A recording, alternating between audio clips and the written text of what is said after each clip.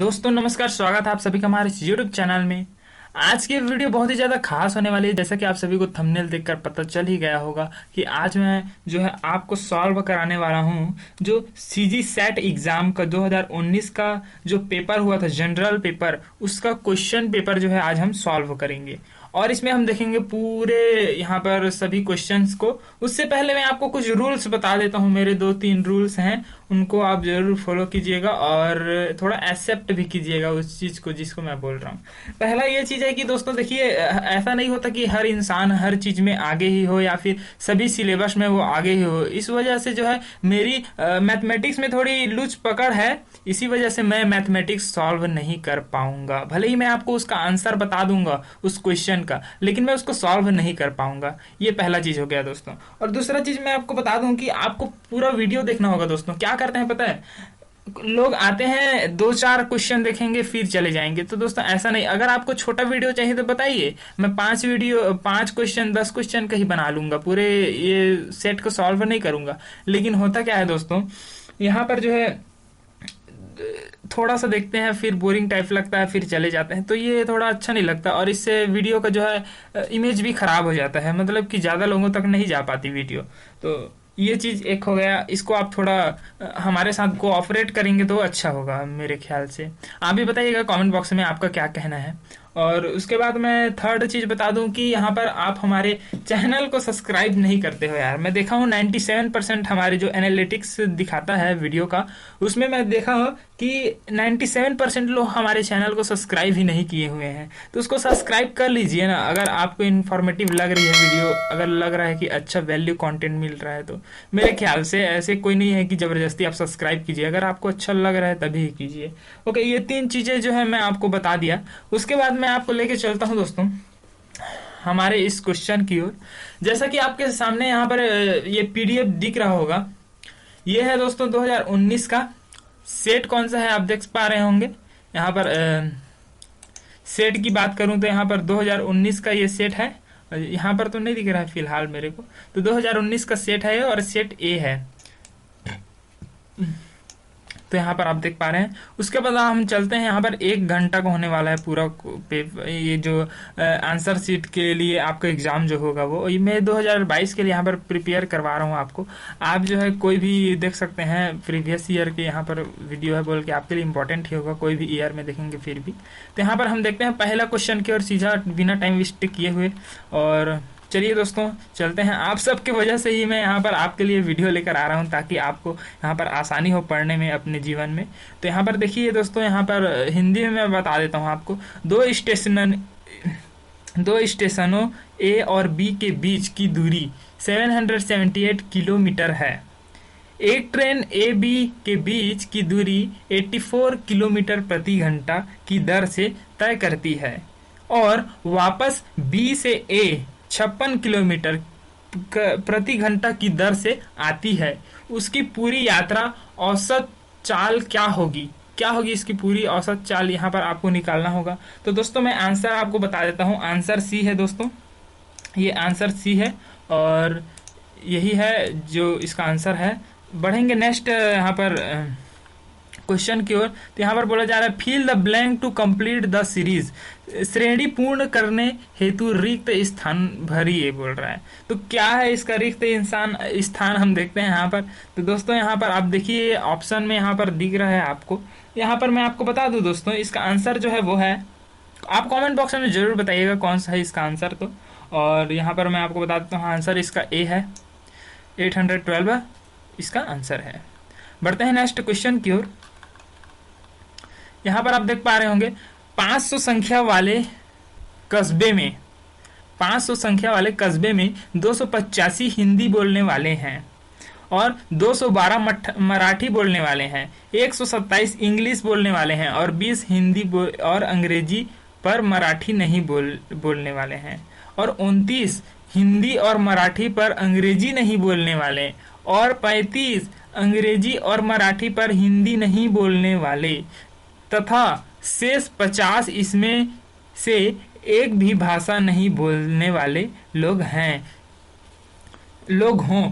तो कितने लोग इन 3 भाषाओं में केवल एक भाषा बोलने वाले लोग हैं? इसको आपको फाइंड आउट करना है कि एक ही भाषा कितने लोग हैं जो कि बोलेंगे। तो इसको भी हम देख लेते हैं दोस्तों। यहाँ पर आपके सामने ऑप्शन है, आप अपने हिसाब से टेक्निकल जानकारी लगाइए। मैं यहाँ पर आपको आंसर बता देता हूँ। तो यहाँ पर दोस्तों आपका आंसर होगा सी, 312 है, 312 इसका आंसर है दोस्तों। आएंगे हम क्वेश्चन 4 में, और क्वेश्चन 4 में यहाँ पर बताया गया है कि विच of the following is correct about routers. Router के लिए कौन सा सही है विकल्प, इसको आपको चुनना है। तो यहाँ पर आप देख सकते हैं, मैं यहाँ पर बता दे रहा हूँ। तो इसमें से कौन सा सही है आपको फाइंड आउट करना है। तो यहाँ पर मैं आपको आंसर बता दूं दोस्तों, आंसर यहाँ पर हो जाएगा आपका सी, केवल सी, डी और ए। मतलब क्या है, router assign IP address to the computer, IP address को वो ले लेता है जो कंप्यूटर का आईपी एड्रेस होता है उसको, और वहीं से कनेक्ट होता है। सी का हो गया दोस्तों। डी है यहाँ पर, router has a pool of IP address. यहाँ पर क्या होता है, राउटर में आईपी एड्रेस का निकाय होता है, मतलब कि उसको लेने का एक क्षमता होता है।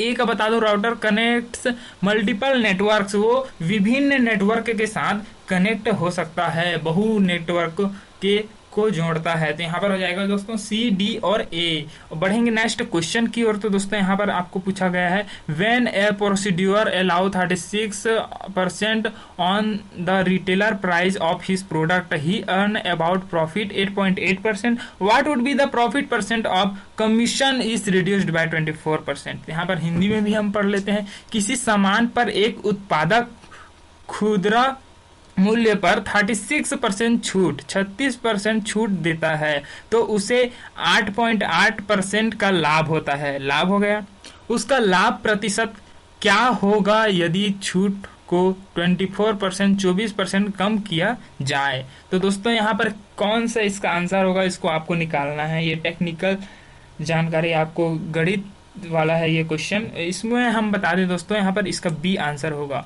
49.6% का। यहाँ पर इसको क्या होगा दोस्तों, जो इसका what would be the profit percent. तो यहाँ पर क्या होगा, 49% यहाँ पर प्रॉफिट परसेंट होगा दोस्तों। उसके बाद हम बढ़ेंगे नेक्स्ट क्वेश्चन की ओर। तो यहाँ पर बोला जा रहा है दोस्तों, मैच द फॉलोइंग, विभिन्न यहाँ पर मैच द फॉलोइंग दे दिया है, और यहाँ पर दे दिया नीचे मल्टीपल चॉइस, इसको हमें चूज करना है। तो यहाँ पर आप देखिए दोस्तों, कौन सा इसमें का सही है, कौन सा गलत है, आपको हम बता दें कि यहाँ पर दोस्तों आंसर 6 में यहाँ पर कौन सा है ये सब चीज। तो यहाँ पर आप देख पा रहे होंगे कि आंसर इसमें का मैं आपको बता देता हूँ, आंसर सी यहाँ पर इसका सही है। सही आंसर इसका आंसर सी है, और यही है इसका आंसर। आप यहाँ पर मिला लीजिए, एक बार पाउंस करके आप देख लीजिए, और यहाँ पर से इसको स्क्रीनशॉट लेकर यहाँ पर मिला लीजिए दोस्तों।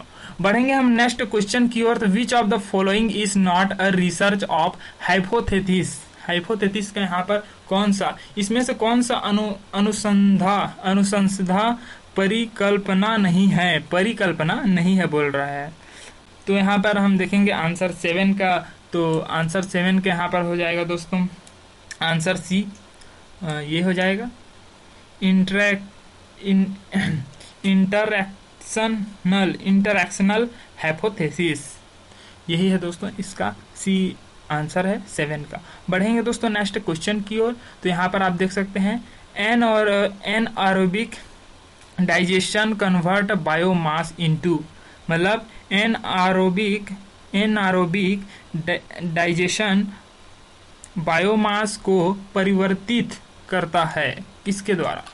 तो यहाँ पर हम देखेंगे दोस्तों आंसर 8 का यहाँ पर आंसर हो जाएगा दोस्तों, यहाँ पर चारों ऑप्शन में से ए, मीथेन और कार्बन डाइऑक्साइड में, इसी में होता है ये चीज। बढ़ेंगे नेक्स्ट क्वेश्चन की ओर। तो दोस्तों यहाँ पर स्टेटमेंट दे दिया गया है, अब स्टेटमेंट को कैसे सॉल्व करना है यहाँ पर आपको देखना होगा दोस्तों। और स्टेटमेंट को सॉल्व करने के लिए यहाँ पर आपको दे दिया गया है कौन सा स्टेटमेंट सही है, उसको आपको चूज करना है। तो दोस्तों आंसर 9 है, ये बोल क्या रहा है एक बार देखते हैं। Plagiarism is neither a civil और नॉर अ क्रिमिनल ऑफेंस। ये बोल रहा है कि जो साहित्यिक चोरी न तो नागरीय न ही आपराधिक अपराध है बोल रहा है। दूसरा कथन क्या कहता है उसको हम देख लेते हैं।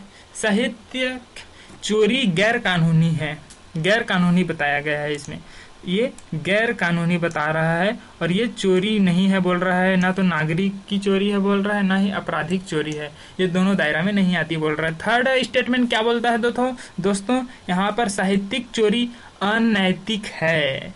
तो यहाँ पर आपको कौन सा सही लग रहा है कमेंट बॉक्स में जरूर बताएं अगर आप घूमे हुए हैं तो। और यहाँ पर हम आपको बताते हैं कि कौन सा स्टेटमेंट सही है, सही कौन सा है। यहाँ पर आपको इसको भी पढ़ना है, विच of the following option is correct. क्योंकि दोस्तों देखिए यहाँ पर कई लोग पढ़ते नहीं है, यहीं पर फंस जाते हैं। यहाँ पर कभी कभी करेक्ट की जगह में रॉन्ग दे दिया तो कौन सा ऑप्शन रॉन्ग है उसे बताइए बोल दिया तो आप क्या करेंगे, करेक्ट कोई भी करेक्ट में मार देंगे। ठीक सही तो रहेगा लेकिन क्वेश्चन के हिसाब से वो सही नहीं रहेगा ना मेरी जान।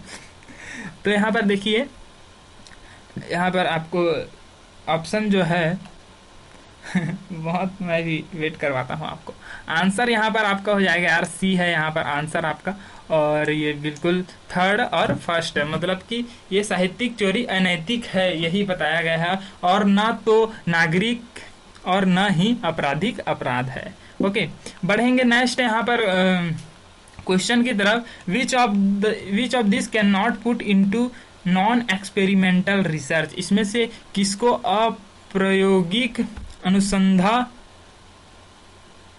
अनुसंधान में नहीं डाला जा सकता। तो यहाँ पे कौन सा है दोस्तों, इसको हम देखते हैं। यहाँ पर field study, field experiment, case study, सर्वे रिसर्च, ये क्षेत्र अध्ययन, क्षेत्र प्रयोग, घटना अध्ययन, सर्वेक्षण, अनुसंधान, तो इन चारों में से कौन सा है जो कि क्या है नहीं डाला जा सकता उसको क्या में, नॉन एक्सपेरिमेंटल रिसर्च में। तो दोस्तों आंसर 10 का यहाँ पर हो जाएगा दोस्तों सी, घटना अध्ययन, केस स्टडी को यहाँ पर नहीं डाला जा सकता। बढ़ेंगे नेक्स्ट क्वेश्चन के और। विच of the following is not the level of teaching, कौन सा निम्न में से कौन सा शिक्षण का स्तर नहीं है, शिक्षण का स्तर कौन सा नहीं है, मेमोरी लेवल या फिर अंडरस्टैंडिंग लेवल, कॉम्पेरेटिव लेवल या फिर रिफ्लेक्टिव लेवल, इसमें से कौन है आप बताइए दोस्तों कमेंट बॉक्स में, कमेंट बॉक्स में बताइए। और यहाँ पर मैं आपको ऑप्शन बता देता हूँ अब। तो यहाँ पर आंसर, यहाँ पर क्वेश्चन 11 का यहाँ पर आंसर हो जाएगा दोस्तों आंसर सी, कॉम्पेरेटिव लेवल। देखिए किसी को तुलना नहीं करना चाहिए किसी के साथ, इससे क्या होता है सामने वाले की जिसको तुलना करते रहते हैं उसकी क्या होता है, थोड़ा दिल में चोट पहुंचता है यार, इसीलिए नहीं करना चाहिए कभी भी। विच one of the following is in correct sequence, कौन सा सही क्रम में जमा गया है उसको आपको देखना है भाई साहब।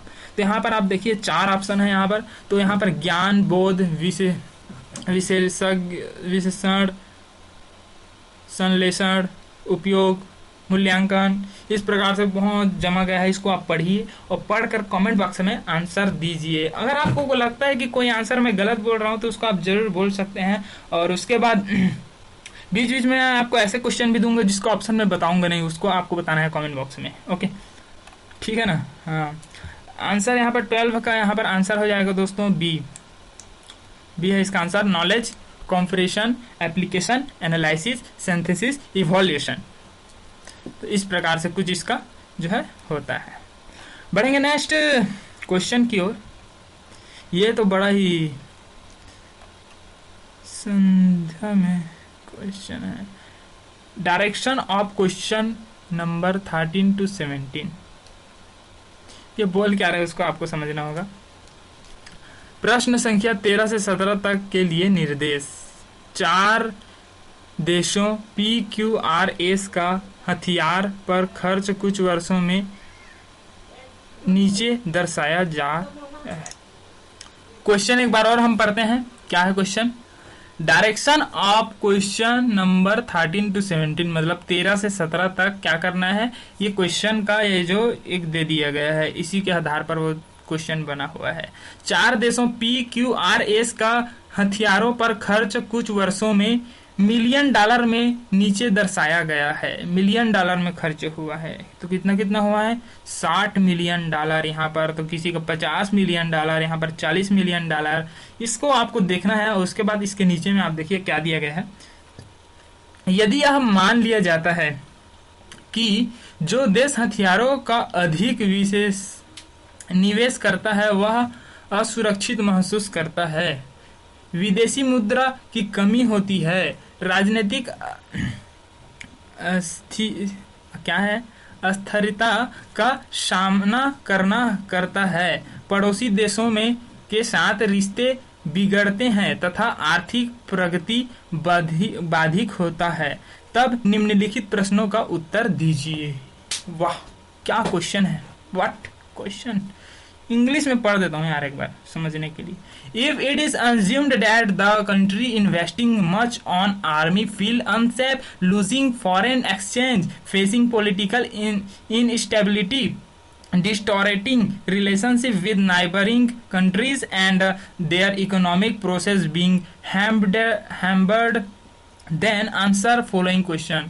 आपको समझ में आ गया होगा यार, इतने बड़े बड़े आदमी लोग हो देख रहे हो मतलब। तो यहाँ पर मैं आपको बता दूं क्वेश्चन को। ड्यूरिंग यहाँ पर 2012 और 18 economic of which country has been maximum hampered. यहाँ पर बोल रहा है कि 2000 यहाँ पर 12 और 18 में के दौरान किस देश की अर्थव्यवस्था सबसे अधिक बाधित हुई थी।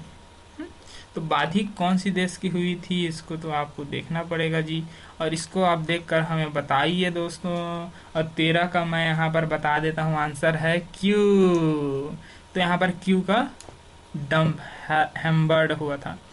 बढ़ेंगे नेक्स्ट क्वेश्चन की। Which country is losing most of its foreign exchange during 2012-15। तो कौन सा देश 2012-15 के दौरान सबसे अधिक विदेशी मुद्रा खोया है। कौन से देश सबसे ज्यादा विदेशी मुद्रा खो लिया डर डर के। तो यहाँ पर ये हो जाएगा आर से हम क्या बोलेंगे दोस्तों, जहाँ अभी क्या चल रहा है, वार। अभी वार चल रहा है कहाँ, आर में ओके बढ़ेंगे नेक्स्ट क्वेश्चन की ओर। विच फॉलोइंग में face maximum political instability during 2014 and 17। तो यहाँ पर बोल रहा है कौन सा देश 2014 और 17 के दौरान सबसे अधिक राजनीतिक अस्थिरता का सामना किया। मतलब कि डगमगा गया था, उसका जो पॉलिटिकल क्षेत्र है वो कौन से देश का डगमगाया था। यहाँ पर 15 का हम देखें तो बी क्यू। यहाँ पर क्यू से आप देख लीजिए कौन सा देश आने वाला है भाई। बढ़ेंगे नेक्स्ट यहाँ पर क्वेश्चन की ओर। In which year between 2012-2018 all the 4 countries except one having increase of expenses on arms। बोल क्या रहे हैं, हिंदी में पढ़ के बताते हैं। 2012 और 2018 के बीच किन वर्षों में सभी 4 देश एक को छोड़कर हथियारों पर खर्च बढ़ाया है। मतलब ऐसा कौन सा देश है जो कि एक देश को छोड़कर चारों देश ने खर्च को बढ़ाया, कौन सा ईयर में। वो आपको क्या देखते रहना है, इसको देखते रहना है दोस्तों। इसको देख देख के आपको बनाना है ये वाला। लास्ट में मैं आपको ऐसा एक चीज बताऊंगा जिससे कि आप ये पीडीएफ डाउनलोड कर सकते हैं, ठीक है। तो यहाँ पर ये हो गया 16 का आंसर हो जाएगा दोस्तों। यहाँ पर आपका बी हो जाएगा इसका 16 का आंसर 2016 और 18 में यहाँ पर हुआ था। Which country is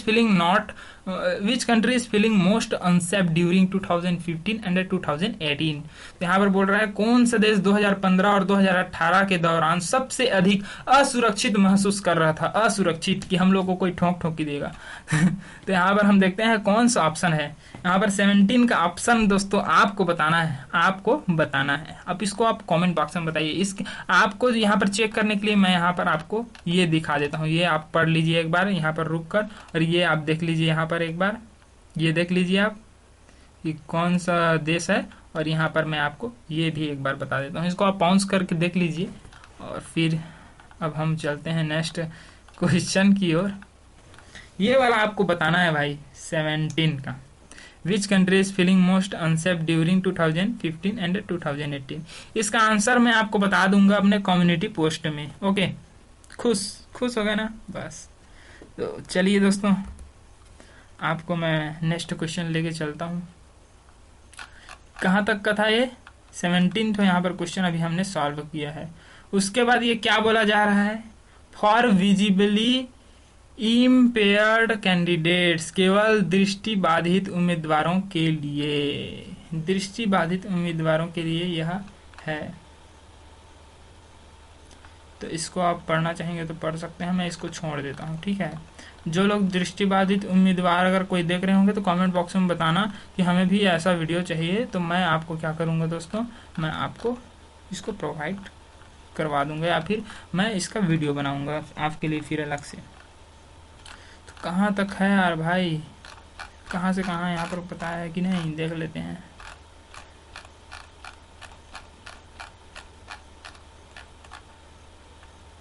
तेरह से 17, सॉरी यार 13 से 17 जो है इतना लोगों के लिए है। तभी ये हो गया 13, 14, 15, 16, 17।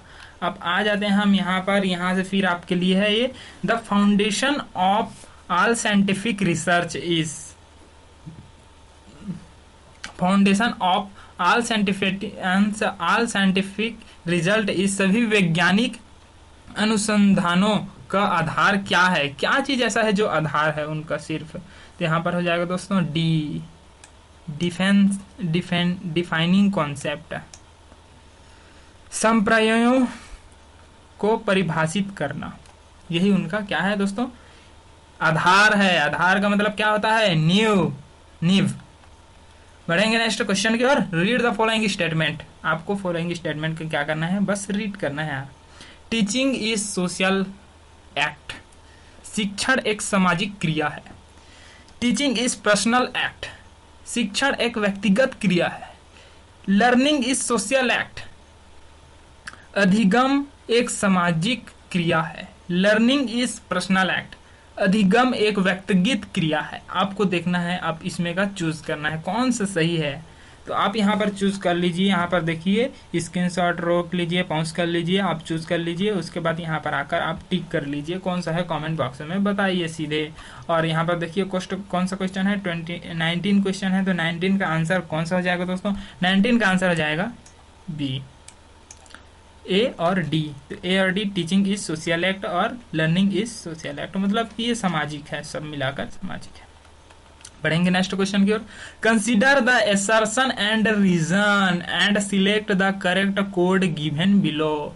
यहाँ पर आप देख सकते हैं पिछले साल यहाँ पर सीबीएसई में आ गया ये क्वेश्चन, असर्शन रीजन वाला, 12th के सिलेबस चेंज हुआ था। यहाँ पर आपको हम बता दें असर्शन और रीजन के बारे में, ये तो आप जान ही रहे होंगे यार। आपको मतलब यहाँ पर स्टेटमेंट दे दिया गया है ना, इसमें से आपको देखना है कि कौन सा सही है और कौन सा गलत है। नीचे में यहाँ पर आपको दिया गया है option, is true, this statement is true. यहाँ पर अगर आपको लगेगा तो यहाँ पर आपको उसको टिक मारना है। ये चारों स्टेटमेंट फिर अलग से दिया गया है, समझ में आ गया होगा जो मैं अभी बोला वो। तो यहाँ पर चलिए दोस्तों शुरू करते हैं। यहाँ पर और आप पढ़ सकते हैं इसकी ज्यादा जानकारी के लिए, करेक्ट कोड गिवन बिलो, समझ गए ना। तो यहाँ पर देखिए शिक्षण प्रभावशालीता का विशेष संदर्भों में परिभाषित किया जाना चाहिए। Teaching effectiveness should be defined in specific context. Reason यहाँ पर बताया गया, effective teacher should have good command over their subject. प्रभावशाली शिक्षकों को अपनी विषय पर अच्छा अधिकार प्राप्त होता है, मतलब कि वो जमा के बोलते हैं अपना सब्जेक्ट का जो भी टॉपिक होता है उसका, ऐसा बोला जा रहा है दबा, मतलब खुद एकदम कॉन्फिडेंस के साथ। तो कौन सा इसमें का सही है, असर्शन रीजन में से सही है, गलत है सही है, ऐसा यहाँ पर कोड दे दिया गया है। हम आपको सीधा आंसर बताने चलते हैं और यहाँ पर 20 का आंसर हो जाएगा दोस्तों B. Both A and R true but does not provide sufficient result for ए।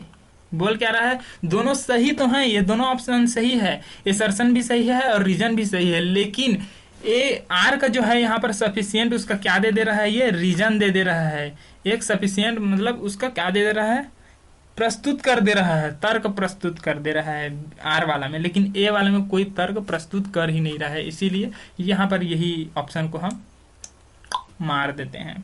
पढ़ते हैं नेक्स्ट क्वेश्चन की ओर और क्वेश्चन है 21, लर्निंग, सीखने से हमें क्या होता है। बस जस्ट लिटिल बिट, ज्यादा वो नहीं है दोस्तों, है ना। कॉम्प्लिकेटेड वाला क्वेश्चन नहीं है। इंक्रीजिंग इंटेलिजेंस क्योटेंस IQ बढ़ाता है बोल रहा है। Modifies behaviour, develop interest both A and B, A और बी दोनों सही है बोल रहा है। बुद्धि लब्धि IQ यार, IQ शॉर्टकट में वृद्धि होती है, IQ में वृद्धि होती है ये बोला जा रहा है। दूसरा ये बोल रहा है कि व्यवहार में परिमार्जन होता है, रुचि का विकास होता है, और ए और बी। तो इस चारों में से कौन सा सही है, आइए देखते हैं। इसका है दोस्तों बी। तो 21 का बी है, व्यवहार में परिमार्जन होता है। बढ़ेंगे next. Which one of the following is not a quality of a good teacher. एक सही शिक्षक होने के नाते उसका जो विशेषता है वो सही नहीं होता है। मतलब ऐसा कौन सा निम्न में से कौन से एक अच्छे शिक्षक के विशेषता नहीं है उसको आपको बताना है। क्वेश्चन को समझिएगा, नहीं है बोला जा रहा है तो है को मत देखना आप, नहीं है। तो यहाँ पर आप देखिए, पढ़िए और हमको क्या बताइए कमेंट बॉक्स में बताइए, हम आपको बता देते हैं इसका आंसर चुपचाप। Answer D, helping student in preparing class note. विद्यार्थी को कक्षा नोट्स बनाने में सहायता करना। ये जो है उसका काम नहीं है टीचर का, इनको सिर्फ अपना धर्म कर्तव्य निभाना है। ओके।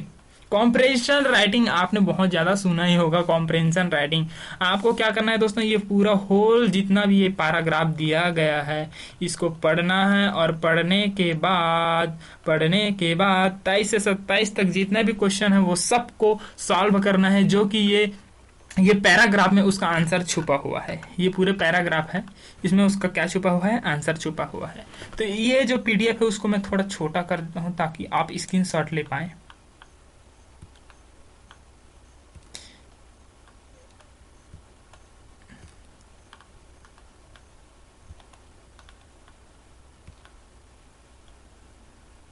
तो दोस्तों मैंने यहाँ पर छोटा, यहाँ पर देखिए मैं कर देता हूँ। ये हो गया एक पेज, इतना को आप एक स्क्रीनशॉट ले लीजिए, और ये हो गया दूसरा। अरे वेट, हाँ ये तो हो गया दूसरा। आप इतना जो है ये एक बार और मैं आपको बता देता हूँ, अगर आप स्क्रीनशॉट नहीं कर पाए, वहां पर थोड़ा मैं रुकना नहीं पाया, तो ये देखिए स्क्रीनशॉट ले लीजिए। आप ले लिए होंगे मेरे ख्याल से पाउस करके, और उसके बाद यहाँ पर से एक स्क्रीनशॉट ले लीजिए आप। ये इसको आपको क्या करना है, बनाना है, और मैं यहाँ पर आपको बता देता हूँ इसका क्वेश्चन का आंसर। यहाँ पर 23 का दोस्तों यहाँ पर डी हो जाएगा। डी क्या बोल रहा है, उस दिनों अंग्रेजी सीखना आवश्यक क्यों था? तो यह सामाजिक प्रतिष्ठा का एक चिन्ह था, है ना। उस टाइम में अंग्रेजी सीखना अनिवार्य क्यों था, ऐसा था। The word faith in above passage means, मतलब उपरोक्त पैसेज में फेथ शब्द का क्या अर्थ है? क्या अर्थ है फेथ शब्द का, बताइए हमें कमेंट बॉक्स में। इसका अर्थ है दोस्तों ट्रस्ट। फेथ मतलब क्या होता है, दिल से विश्वास, ट्रस्ट जो हमें आप पर है। ओके, बिल्कुल है। 25 का हो जाएगा दोस्तों यहाँ पर बी। आप इसको बनाइएगा, मैं ऐसे ही आंसर बता दे रहा हूँ आपको, फिर इसको खोलना है या फिर PDF आपको मैं प्रोवाइड करा दूंगा, वहां से आपको इसको बनाना है, कोई काम चोरी नहीं करना है। 26 में आपको बता दूं, 26 का आंसर है यहाँ पर B. He did not think the examination system of fair reliable, यहाँ पर ये भी है। बढ़ेंगे नेक्स्ट। 27 का है ए। यहाँ पर क्या बोल रहे हैं, in what subject did the author pass? कौन से सब्जेक्ट में ऑथर क्या हुआ, पास हुआ? तो यहाँ पर ये ए और बी 1 और 2 है। यहाँ पर हम देख लेते हैं कितना से कितना तक ये पैसेज का क्वेश्चन है जो कि दिया गया है। कहाँ से कहाँ है भाई तू? कॉम्प्रेंशन राइटिंग, ये हो गया 27 तक, 23 से 27 तक। तो ठीक, हमने 27 तक यहाँ पर जो टिक मार दिए हैं, मैंने आपको आंसर बता दिया है। फिर अब नेक्स्ट बढ़ते हैं। Match the following in respect of scheme and there objective. इसका स्कीम को भी देखना है और ऑब्जेक्टिव को भी देखते हुए यहाँ पर दोनों को क्या करना है, मिलन करवाना है, मिलन दोनों का। तो चलिए दोस्तों हम मिलन करवाते हैं दोनों का। यहाँ पर पहले आप इसको देख लीजिए अच्छा से, आप देख लिए इसको, आप मिला लीजिए, एक कॉपी रखिए, उसमें आप मिलाइए इसको। आपको जो सही लगता है वो मिलाने के बाद आपको यहाँ पर मैं यहाँ पर बता दे रहा हूँ ये कौन सा है, इसको भी आपको देखना है और टिक मारना है उसके हिसाब से। तो चलिए दोस्तों मैं आपको बता देता हूँ कौन सा सही है इसका। तो 28 का यहाँ पर देखिए दोस्तों, ए का हो जाएगा यहाँ पर, ए का हो जाएगा 4, ये हो गया, ये है ना, इधर से घुमा के ले जाता हूँ ये ये हो गया। और दूसरा क्या है दोस्तों, बी का हो जाएगा 3, बी का हो गया 3। सी का क्या होगा दोस्तों, सी का होगा 2। डी का क्या होगा दोस्तों, तो डी का होगा 1। ये हो गया आपका ये। तो इसको आपको क्या करना है दोस्तों, मिला लेना है। बहुत ही भद्दा दिख रहा है यहाँ पर, इसको मैं डिलीट कर लेता हूँ। Cut cut cut cut cut cut cut cut cut, ये हो गया। तो भी कटना। अब देखिए कौन सा है, यहाँ पर सी है, ये है उसका आंसर, किसका, 28 का सी। बढ़ेंगे नेक्स्ट क्वेश्चन की ओर। तो यहाँ पर 29 का कौन सा आंसर है और क्या है इसका वो। यार मैच द फॉलोइंग बहुत ज़्यादा दे दिया है, मैं बोल रहा हूँ। मैच द फॉलोइंग, यहाँ पर निम्नलिखित में से सुमेलित कीजिए। कौन सा है आप यहाँ पर सुमेलित कीजिए और मैं इसका आंसर आपको बता देता हूँ आपको। तो यहाँ पर देखिए कैनेसिस, कैनेसिस क्या को बोलते हैं आपको यहाँ पर देखना है ना यार, कैनेसिस क्या को बोलते हैं। तो 29 का हम देख लेते हैं कौन सा है। 29 का यहाँ पर बताया गया है बी। 1 का 1 ही रहेगा, 2 का 2 ही रहेगा, 3 का 3, 4 का 4, 5 का 5। वाह क्या कमाल का है। इसको मिला दीजिए ऐसे ऐसे और ऐसे और ऐसे और ऐसे, यही तो है इसका आंसर। इसका खुद का खुद ही है। ये आपके लिए बहुत ही ईजी हो गया। इसको आपको फिर से बनाना है, इसके बारे में ढूंढना है, रिसर्च करना है। ऐसा नहीं कि मैं बता दे रहा हूँ तो यहीं तक है। ये देख लीजिए, ये पूरा हो गया। बढ़ते हैं हम नेक्स्ट क्वेश्चन की ओर। यहाँ पर है क्वेश्चन 30 और 30 क्वेश्चन में यहाँ पर match the type of barrier to communication in list 1 with the factor that cause them given in list 2। सूची 1 का संचार और वयोरोध के प्रकार को सूची 2 में कारकों के सुमेलित कीजिए, कारकों के द्वारा सुमेलित करना है। कौन सा है इसका, आप मिलाइए, अच्छे से मिलाइए। मिलाने के बाद देखिए दोस्तों यहाँ इसका आंसर यहाँ पर हो जाएगा। दोस्तों आपको मैं बता दूं कि इसका आंसर है 30 का ए। तो ए का 3 हो गया, ए का यहाँ पर क्या हो जाएगा, ये हो जाएगा ए। अरे यार इसमें राइटिंग भी नहीं बनता। तो यहाँ पर देखते हैं दोस्तों, ये ए का 3 हो गया, बी का 4, बी का 4, सी का 1, सी का हो गया 1 और डी का हो जाएगा 2। ये हो गया। बढ़ेंगे नेक्स्ट क्वेश्चन की ओर। Which of the following abbreviation are correct. मतलब कि यहाँ पर जो भी दिया गया है कौन सा में से सही है बोल रहा है। मतलब कि ये फुल फॉर्म आपको देखना है, कौन सा सही है उसको आपको जो है चूज करना है। यहाँ पर फुल फॉर्म दे दिया गया है। उसके बाद आपको यहाँ पर नीचे में दे दिया गया है ए बी सी डी, ऐसे इस प्रकार से आपको यहाँ पर क्या करना है, चूज करना है।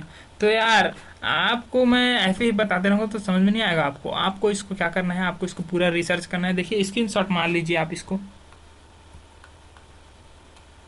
चलिए हमारी स्क्रीनशॉट, और स्क्रीनशॉट आप मान लिए होंगे। उसके बाद आपको इसका आंसर मेरे को कमेंट बॉक्स में देना है। जो सही रहेगा ना उसको मैं दिल से नमस्कार बोलूँगा, नमस्कार दिल से। ओके चलिए बढ़ते हैं नेक्स्ट यहाँ पर क्वेश्चन की ओर। तो यहाँ पर नेक्स्ट हमारा क्वेश्चन हो जाएगा दोस्तों, विच of the following is not a character of communication. इसको कैरेक्टर के लोग पढ़ लेते हैं, कैरेक्टर, कैरेक्टर नहीं है कैरेक्टर है। ओके, निम्न में से कौन सा संचार की एक व्यवस्था नहीं है, कौन सा व्यवस्था नहीं है बताइए हमें, कौन सा व्यवस्था नहीं है। यहाँ पर आंसर बी है दोस्तों। ये इट्स फ्लो इज लीनियर, यह सीधी रेखा में गमन करता है। ओके सॉरी, बढ़ेंगे नेक्स्ट क्वेश्चन की ओर। Which of the following is true regarding vehicular traffic pollution, वाहन आवागमन प्रदूषण के संबंध में निम्नलिखित में से क्या सही है? कौन सा यहाँ पर सही स्टेटमेंट है? तो आपको इसको बताना है हमें। यहाँ पर देखिए, यहाँ पर स्टेटमेंट दे दिया गया है कौन सा सही है, और इस नॉर्म्स के हिसाब से, जो भी नॉर्म्स एंड टर्म्स हैं उसके हिसाब से आपको क्या करना है, इसे चूज करना है। तो यहाँ पर क्वेश्चन कौन सा है? 33 क्वेश्चन नंबर है, और 33 क्वेश्चन नंबर का यहाँ पर हो जाएगा ए। कौन कौन सा? BS6 norms are related to engines. Okay, दूसरा है यहाँ पर, मतलब तीसरा है BS6 norms are related to engine. यहाँ पर आपको बताया गया implementation of B6 norms from April 2020 होगा, ये पहला, और ये तीसरा, और पांचवा है यहाँ पर दोस्तों BS6 norms are related to fuel. तो ये हम टिक मार दिए, और ये हम टिक मार दिए, और ये हम टिक मार दिए, इतना है। Statement should be law be made to make marriage age of boy and girl equal.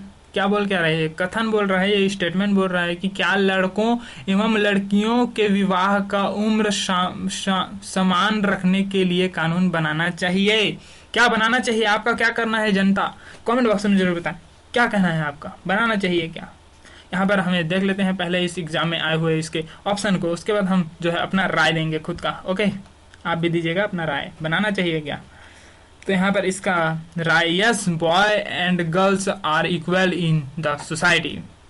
No, girls become physically matured early than boys. बोल क्या रहा है? हाँ, लड़का तथा लड़की समाज में बराबर हैं, तो बराबर होना चाहिए। ये एक कथन है जो कि आपको सही भी लग रहा होगा। दूसरा कथन हम जाते हैं, नहीं, लड़कियां शारीरिक रूप से लड़कों से पहले क्या हो जाती हैं? मैच्योर, मतलब परिपक्व हो जाती हैं। तो यहाँ पर दूसरा भी आपको क्या सही लग रहा है कि गलत? कमेंट बॉक्स में जरूर बताएं। ओके, यहाँ पर हम देखते हैं इसका आंसर कौन सा है। तो यहाँ पर 34 के यहाँ पर आंसर हो जाएगा दोस्तों 1, क्योंकि यार लड़कियां लेट में यहाँ पर मैच्योर होती हैं, ये सही बात है। लड़कों से लड़के लोग जल्दी हो जाते हैं। तो केवल ओनली आर्ग्यूमेंट 1 इज स्ट्रांग, पहला जो है वो ज्यादा परिपक्व है, matured. Equal in society, equal in society, दोनों हैं इक्वल, है ना। हम लड़की भी, मतलब लड़का भी, हम लोग समान है, लड़की भी समान ही है। उसके बाद बढ़ते हैं नेक्स्ट क्वेश्चन की ओर। यहाँ पर 35 विच ऑफ द करेक्ट स्टेट, मतलब कौन सा सही कथन है उसको आपको टिक मारना है।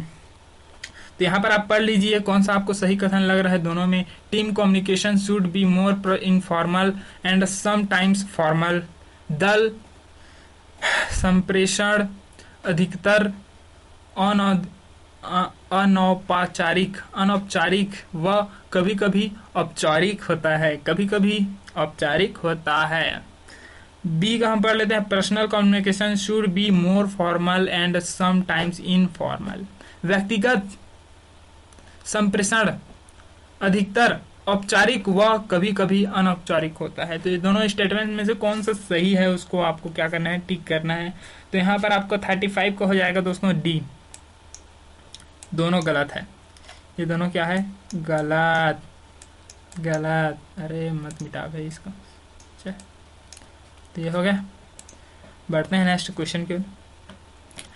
आइडेंटिफाई द करेक्ट स्टेटमेंट, सही स्टेटमेंट को क्या कीजिए, आइडेंटिफाई कीजिए, ये बोला जा रहा है। कौन सा है सही स्टेटमेंट?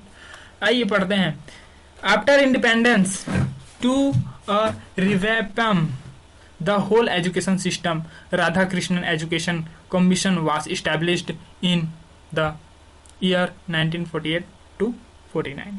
ओके, स्वतंत्रता के उपरांत संपूर्ण शिक्षा प्रणाली में सुधार हेतु वर्ष 1948 से 49, सॉरी मैं गलत कुछ बोल दूंगा तो यहाँ पर 1948 से 1949 में राधाकृष्ण शिक्षा आयोग का स्थापना हुआ। ओके, ये एक स्टेटमेंट है। दूसरा स्टेटमेंट क्या है? Later on Kothari commission was appointed the report of these two commission was made the base of new education policy in 1989। बाद में कोठारी आयोग नियुक्त किया गया तथा इसे दोनों आयोग की रिपोर्ट के आधार पर नई शिक्षा नीति 1989 तैयार की गई। तो आइए देखते हैं दोस्तों, यहाँ पर ए और बी दोनों सही है कि ए और बी दोनों गलत हैं। ए सही है तो बी गलत है, या फिर ए गलत है परंतु बी सही है। ये चारों में से कौन सा ऑप्शन होना चाहिए आपके लिए? और यहाँ पर आपका आंसर हो जाएगा दोस्तों बी, दोनों गलत है। ये गलत ही है, मतलब सही दिया ही नहीं है, ये गलत गलत ये गलत है दोस्तों। ओके, बढ़ते हैं हम नेक्स्ट क्वेश्चन की ओर। There must be 3 terms in any inference, which one of the following is not include in this. क्या बोल रहा है? दिस किसी निष्कर्ष के लिए 3 पद अवश्य होने चाहिए, निम्न में से कौन सा एक इसमें सम्मिलित नहीं है। मतलब कि आपको कोई भी निष्कर्ष निकालना है, कोई भी टर्म निकालना है, उसके 3 क्या होने चाहिए? 3 टर्म होने चाहिए अलग अलग, जिसको आप चूज कर सकें। तो कौन सा नहीं होना चाहिए एक, उसको बताया है चारों में। लिंगा, व्याप्ति, अनुमति या फिर अनुमाना।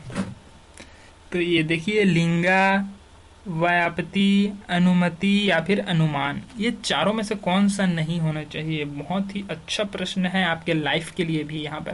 तो यहाँ पर देखिए, जब यहाँ पर बात की गई हो 3 चीजों की, तो उसमें एक चीज नहीं होना चाहिए। आपका लिंगा भी होना चाहिए, व्याप्ति भी होना चाहिए और अनुमान भी होना चाहिए, लेकिन कभी भी किसी से अनुमति नहीं लेना चाहिए। ऐसे जब निष्कर्ष निकालना हो उस टाइम के लिए है, किसी अपने बड़ों से नहीं तो लेना जरूरी रहता है, वो अलग क्षेत्र हो जाएगा, ये अलग है। अनुमति नहीं लेना, ये नॉट इंक्लूड, मतलब ये तीनों में वो इंक्लूड नहीं होता, हम उसको गलत नहीं बोल रहे हैं, ठीक है।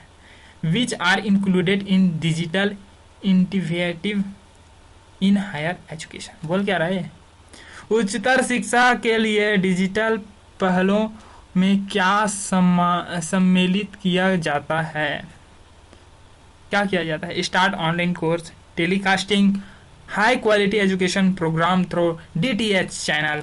और हम बढ़ाते हैं इधर, establishing a national academic depository exclusive for high quality research paper, establishing a central cloud structure called बादल। Let's take an Hindi.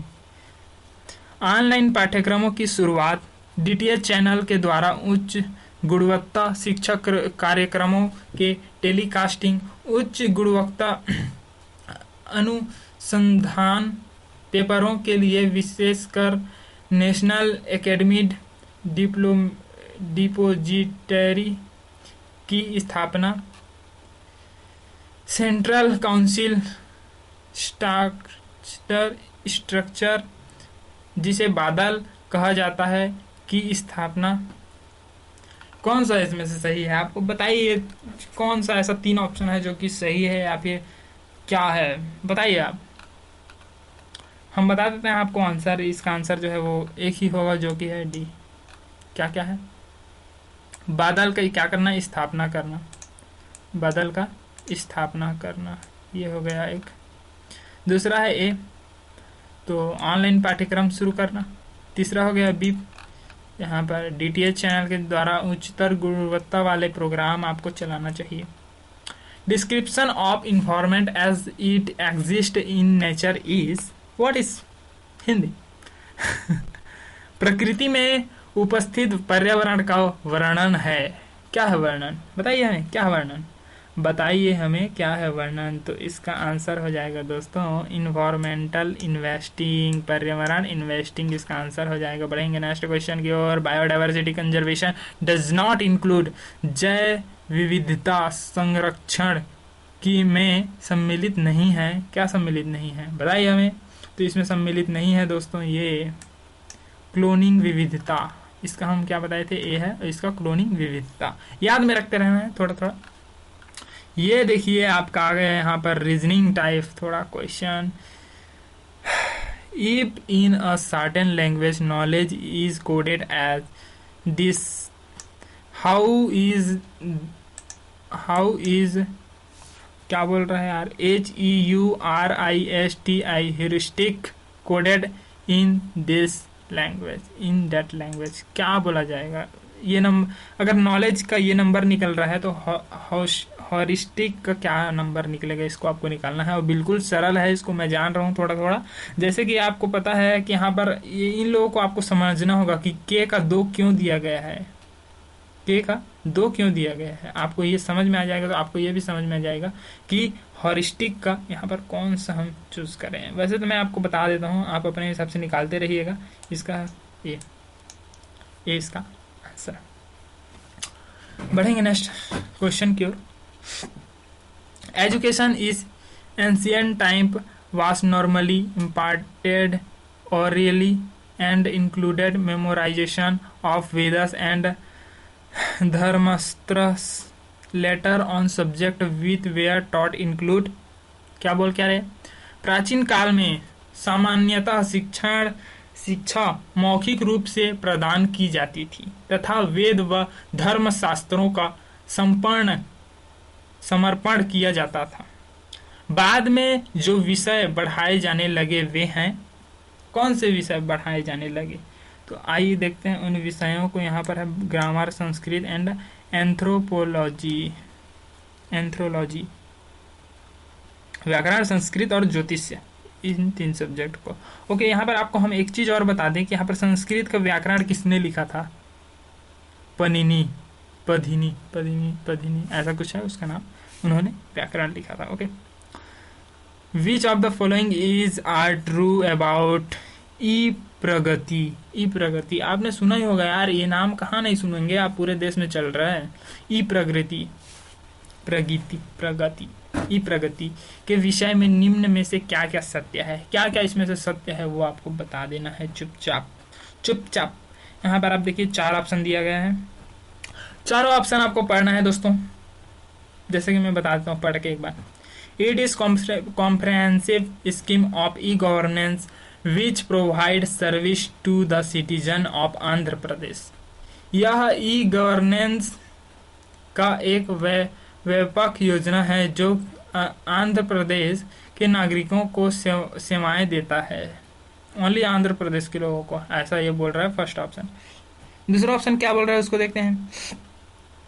Andhra Pradesh is first state to concept the execute state wide enterprise architecture. संपूर्ण राज्य में enterprise architecture की धारणा बनाना एवं कार्यान्वयन करने वाले पहला राज्य आंध्र प्रदेश है। सी यहाँ पर बोल रहा है it provide about 745 service to governments to customer, government to agencies and government to government. यहाँ पर वो ये बोल रहा है यह लगभग 745 सेवाएं सरकार से कस्टमर, सरकार से एजेंसी और सरकार से सरकार तक सेवाएं देता है। डी का यहाँ पर क्या स्टेटमेंट बोल रहा है। It has been developed in यहाँ पर collaboration with technology grant Infosys. क्या बोल रहा है, इसे टेक्नोलॉजी ज्वाइंट इन्फोंसिस के सहयोग से विकसित किया गया है। तो आइए देखते हैं कौन सा इसका ऑप्शन है दोस्तों। क्वेश्चन कौन सा है 43। यहाँ पर 43 का आंसर हो जाएगा दोस्तों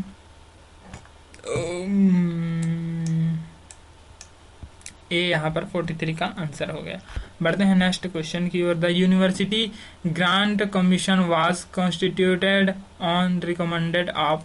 विश्वविद्यालय अनुदान आयोग का गठन किसकी अनुशंसा पर किया गया था, किसकी अनुशंसा पर किया गया था। यहाँ पर आप देख सकते हैं option Sarvepalli Radhakrishna commission, Kothari commission, Mudaliar commission, Shastri commission. वही सर्वपल्ली राधा, कोठारी, मुदलियार और शास्त्री, ये 4 में से कौन सा ऑप्शन है इसको आपको चूज करना है। तो यहाँ पर मैं बता दूं दोस्तों ये है, जैसा कि अभी हमने एक अभी क्वेश्चन सॉल्व किया था जिसमें मैंने बताया हुआ था। With a uniform speed a car cover a certain distance in 8 hour. Had the speed been increased by 4 km per hour, the same distance could have been covered in 7.5 hours. What is the distance covered? इसको हम देखते हैं एक बार और। एक समान गति से एक कार 8 घंटा में एक निश्चित दूरी पर तय करती है। यदि गति 4 किलोमीटर पर घंटा से बढ़ा दी जाए तो वही दूरी 7.5 घंटा में तय होती है। 7.5 घंटा में तय होती है। बताइए कितनी दूरी है इसको आपको बताना है। अब मैं बोला था यार, जो स्टेटमेंट मैंने इस शुरुआत में दे दिया था उसके हिसाब से मैं यहाँ पर सीधा ऑप्शन बताता हूँ आपको कौन सा ऑप्शन है। यहाँ पर आपका ऑप्शन हो जाएगा दोस्तों, आप निकाल लीजिए। यहाँ पर 480 हो जाएगा। आपका आंसर सही आएगा कि गलत आया जरूर बताना अगर आपने इसको सॉल्व किया तो। ओके, बढ़ते हैं नेक्स्ट क्वेश्चन की ओर मेरे प्यारे दोस्तों। तो यहाँ पर 46 नंबर का जो क्वेश्चन है वो बोल रहा है कि teaching method is called Dalton plan is concerned with. यहाँ पर ये बोल रहा है डेल्टन का जो प्लान शिक्षण पद्धति संबंधित है, ऐसा वो बोल रहा है। आइए देखते हैं इसके स्टेटमेंट क्या बोल रहा है। Abolition of classroom teaching and encouraging children to learn according to their own speed. शिक्षण की उन्मूलन कर बच्चों को स्वयं की गति से सीखने हेतु प्रेरित करना। पहला, a play way technique for development of physical and artistic skill. खेल तकनीक के द्वारा शारीरिक व कलात्मक कौशल की विकास। सी बोल रहा है एजुकेशन थ्रू को curricular and extra curricular activity with school boundaries. शाला की सीमा में रहते हुए यह पाठ्यक्रम व पाठ्येतर गतिविधियां के माध्यम से शिक्षण। डी यहाँ पर है an open school system allowing student to learn for themselves from surrounding through their own inactive. ये बोल रहा है यह मुक्त शाला प्रणाली जिसमें छात्र स्वयं की पहल पर अपने आसपास के से स्वयं के लिए सीखता है। ये हो गया 4। इसमें से कौन सा सही है उसको आपको बताना है दोस्तों। जैसा कि मैं बताना चाहता हूं तो यहाँ पर है दोस्तों, यहाँ पर डी ऑप्शन जो है वो सही ऑप्शन है। ओके, बढ़ेंगे नेक्स्ट क्वेश्चन की ओर। 47, match list 1 with list 2 and select the correct answer using following code. बोल रहा है सूची 1 को सूची 2 से सुमेलित कर निम्न कूटों की सहायता से सही उत्तर चयनित कीजिए। सूची 1 सूची 2 दे दिया है, मतलब कि आपको इमेज द कॉलम टाइप करना है इसको भी। तो यहाँ पर कौन सा है 47 आंसर है, तो इसका यहाँ पर हो जाएगा दोस्तों बी। 4 का ए का 4 मतलब ये ए का हो जाएगा, ये 4 है। ओके 4 है, 3 से ही कट गया। 5 का बी है दोस्तों, ये 5 है, ये बी हो गया। सी का 1 है, डी का 3 है, डी का 3 और ई का 2 है, ई का 2। इसको आप और अच्छे से मिला लीजिए, देख लीजिए। ओके, मैं इसको मिटा दे रहा हूँ, यहाँ पर से आप देख सकते हैं कौन सा किसका है। मैंने आंसर बता दिया है। बढ़ते हैं नेक्स्ट क्वेश्चन की ओर।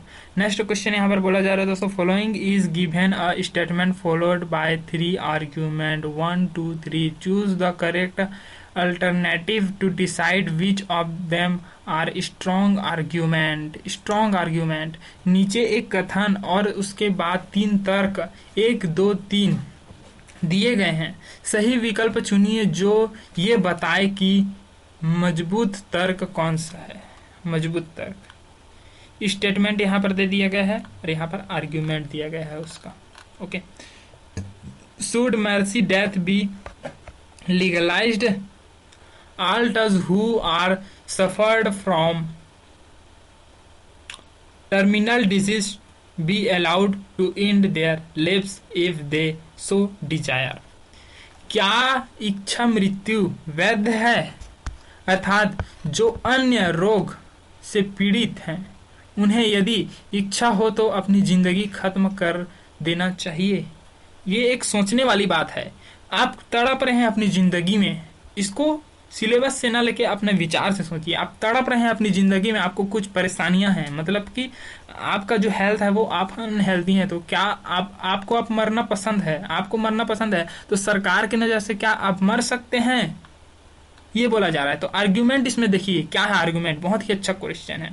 Nobody should be allowed to end his her life at his her life will, as this goes against the basic tenet of humanity। यह बोल रहा है नहीं, किसी को भी अपनी इच्छा पर अपनी जिंदगी खत्म करने की अनुमति नहीं देना चाहिए, क्योंकि यह मानवता की मूलभूत सिद्धता के खिलाफ है। ओके, ये पहला स्टेटमेंट है, मैं इसको सही नहीं बोल रहा हूँ। ओके, मतलब कि मेरा अभी तर्क मैं नहीं दिया हूँ।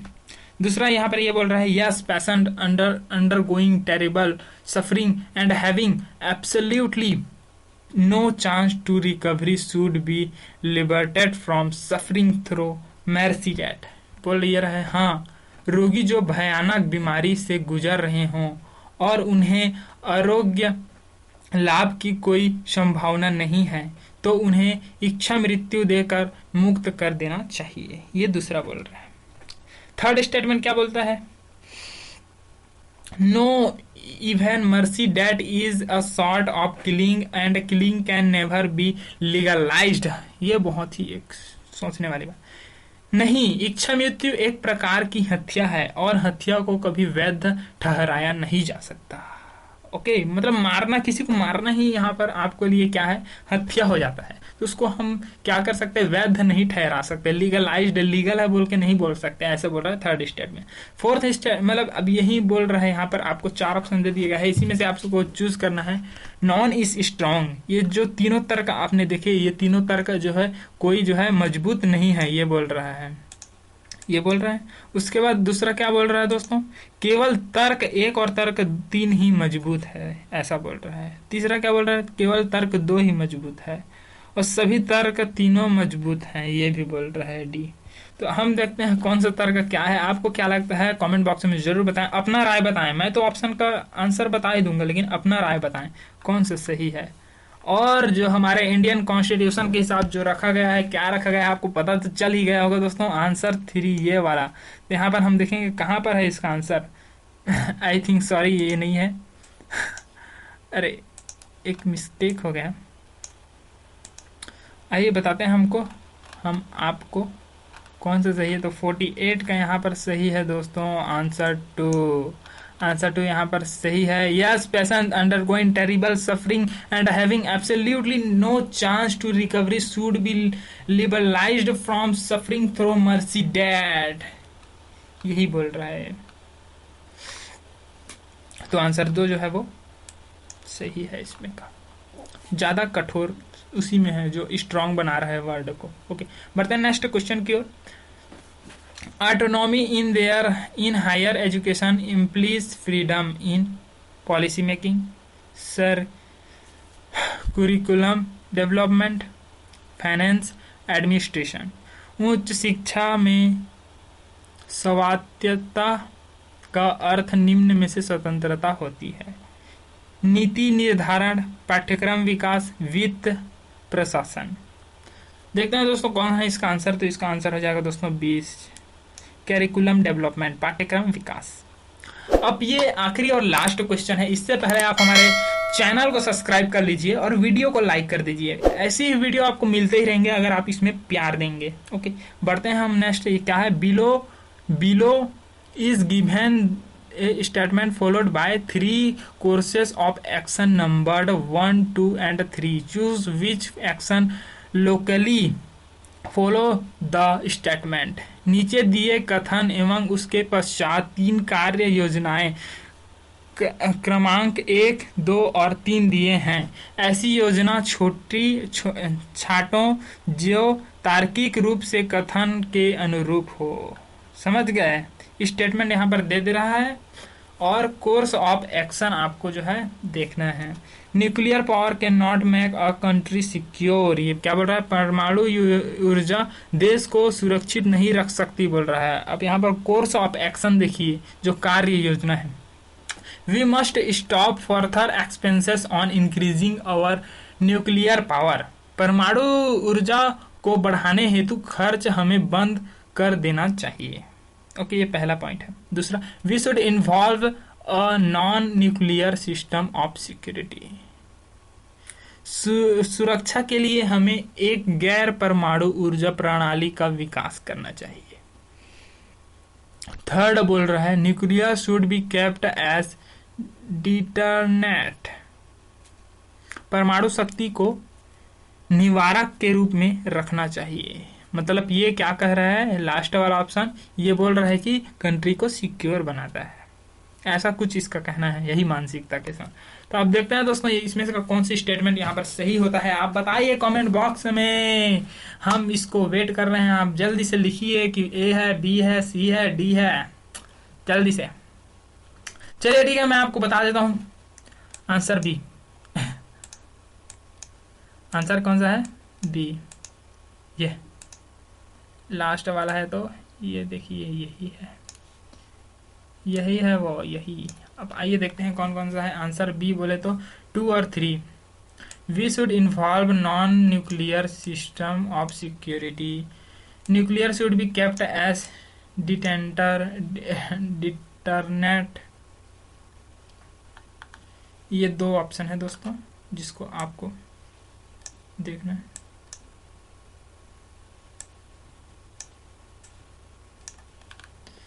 ये कुछ इस प्रकार से दोस्तों हमारा ये जो है वीडियो रहा। आपको अगर ये पसंद आई तो लाइक मारो यार, सब्सक्राइब करो हमारे चैनल को। ऐसी शानदार वीडियो आपको मिलते ही रहेंगे टाइम टू टाइम। कैसी लगी ये वीडियो कमेंट बॉक्स में जरूर बताएं और सब्सक्राइब जरूर कर लें। मिलेंगे मैं नेक्स्ट